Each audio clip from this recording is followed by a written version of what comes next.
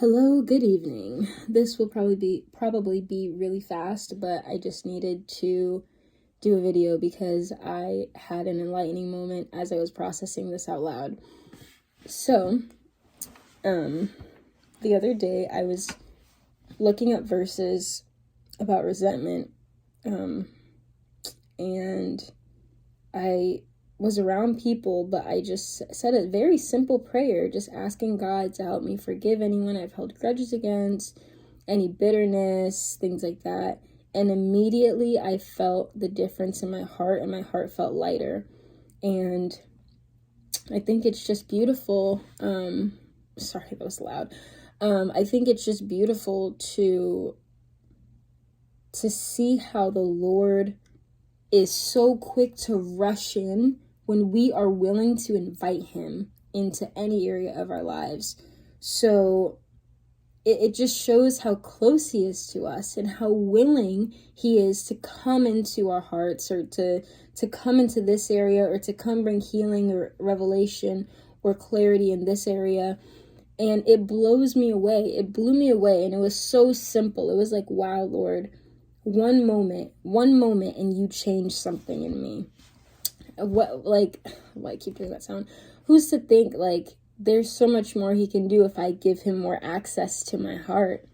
That's just a small moment, but it was such a big moment because of how quickly he showed up, or showed up in the sense of I felt a difference. And so I just thought it was really cool. It took a long time to just say that one thing, but God is cool like that. And a revelation from that I received today is that he moves at the sound of our voice. It may look different, but he's always there. And so I just encourage you to know that he moves at the sound of your voice. He is attentive to you. He is aware of your needs. He is attentive to your needs. And because he moves at the sound of my voice, not that I command him where to go and all that and what to do, but it's he's close to the brokenhearted. He saves those crushed in spirit. He never leaves us or forsakes us. He's just so near to us, and he moves at the sound of our voice, meaning that he's so attentive to our voice, and he knows what we're going to say, but he's just waiting for us to invite him in because he's a gentleman. And because he moves at the sound of my voice, I move at the sound of his voice because I love him that much. He moves at the sound of my voice because he loves me that much, so much, and you so much. And I want to love him so much that as soon as he speaks, I move. And that's something I get very frustrated with, when you work with kids or babysitting or whatever it is, with kids in general, and you say something and it takes 5 times for them to do the one thing you're telling them they need to do or asking of them. And I'm you just need to do it the first time. The fact that you are deliberately not doing it frustrates me.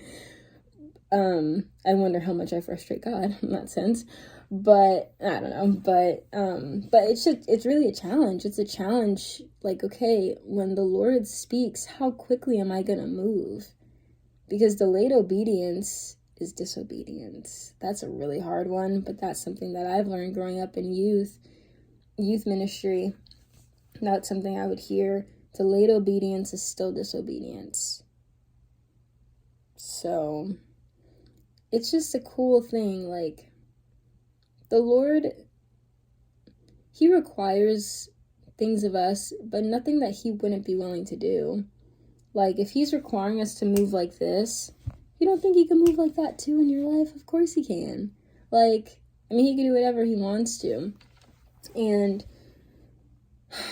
I know it's another topic of saying there will be times when it may not feel like he acts immediately, but there's always the confidence and the assurance that he is there and he hears us and he knows.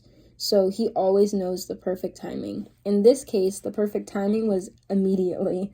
But sometimes it doesn't feel that quick, and that's okay because he's good. He's good and he's perfect in all his ways. So he knows exactly when we need what we need, when we need it.